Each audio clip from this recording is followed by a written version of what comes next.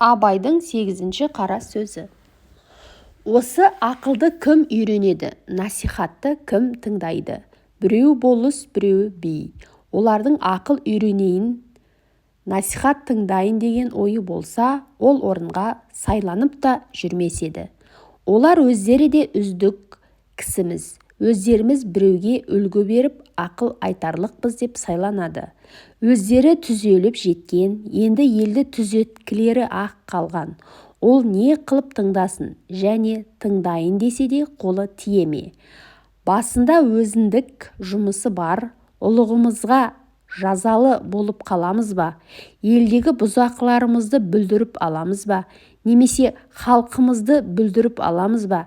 Яки өзіміз шығынымызды толтыра алмай қаламыз ба? Деген ебіне қарай біреуді жетілтейін деп, біреуді құтылтайын деген бейнеттінің бәрі басында, қолы тимейді. Байлар олар өздері де бір күн болса да дәулет қонып, дүниенің жарымы басында тұр. Өзінде жоқты малмен сатып алады. Көңілдері көкте, көздері аспанда. Адалдық, адамдық, ақыл, ғылым, білім, еш нәрсе малдан қымбат демейді. Мал болса Құдай тағаланы да паралап алса болады дейді.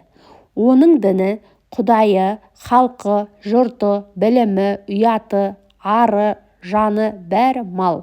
Сөзді қайтып ұқсын, ұғайын десе де қолы тие ме? Ол малды суармақ, тойғызбақ, саудасын жығызбақ, күзеттірмек, бақтырмақ, ұры бөрі, қыс суық, сұғанақ, солардан сақтанбақ, солардан сақтанарлық кісі таппақ. Оның бәрін жайғастырып, аяғын алып келіп, мақтанға орналастырғанша қашан қолы тимейді.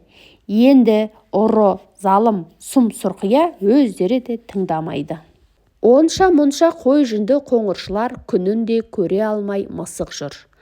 Аналар анандай болып тұрғанда білім, ғылым, ақылды не қылсын? Және де білім, ғылым кедейге керегі жоқтаяқ.